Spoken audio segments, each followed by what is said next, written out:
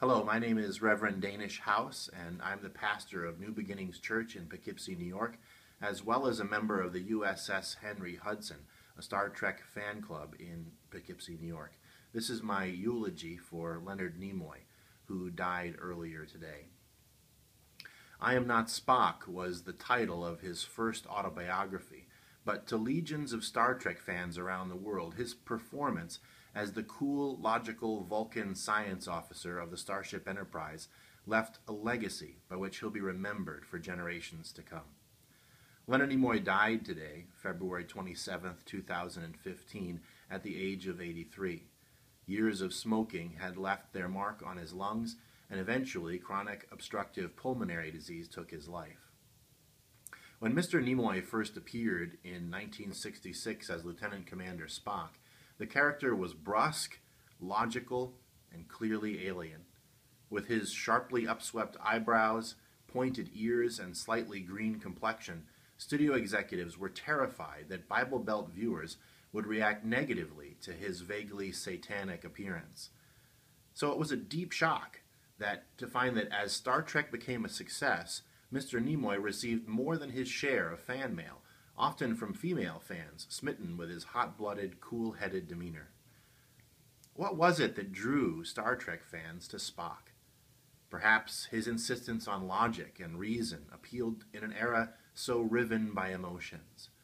Perhaps through the character's tightly controlled exterior, fans recognized a heart capable of genuine friendship, loyalty, and sacrifice. Perhaps they just enjoyed his verbal sparring with the irascible Dr. McCoy, played by DeForest Kelley. Whatever the case, by the time the show went off the air in 1969, Mr. Spock had become one of the most popular and most recognized characters in the history of television. My personal affection for Mr. Spock was cemented on a cool summer's night in 1982. Emerging from the Colonial Theater in Watertown, Connecticut, with my parents and some friends from our church, my 9-year-old eyes ran with tears. We had just watched Star Trek II, The Wrath of Khan, and had seen Spock sacrifice his life for his crew. "Do not grieve, Admiral," he said. "It is logical. The needs of the many outweigh the needs of the few," his friend Kirk continued. "Or the one," finished Spock. Later, speaking of his friend, Admiral Kirk described him thus: "Of all the souls I've encountered in my travels, his was the most human." For the first time in my young life, I experienced the loss of a friend. At that moment, he wasn't a character in a movie played by a fine actor. He was a companion, a buddy, a mentor, a hero. And I wept openly for his loss. And of course, Spock came back, and in time another actor ably performed the character, and as I grew older I came to know Mr. Nimoy as a photographer, a man of faith, a poet, and a singer. I watched him on Mission Impossible and In Search Of. I groaned at his rendition of the Ballad of Bilbo Baggins. Indeed, he was not Spock. He was more than Spock. He was a delightful human being, a man of complexity and humor and grace. 18 years after publishing I Am Not Spock, Leonard Nimoy wrote a follow-up autobiography entitled I Am Spock.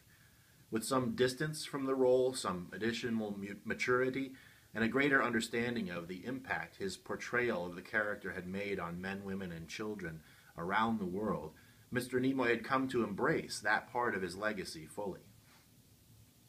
The fictional Vulcan people proclaimed a philosophy they called IDIC, infinite diversity and infinite combinations.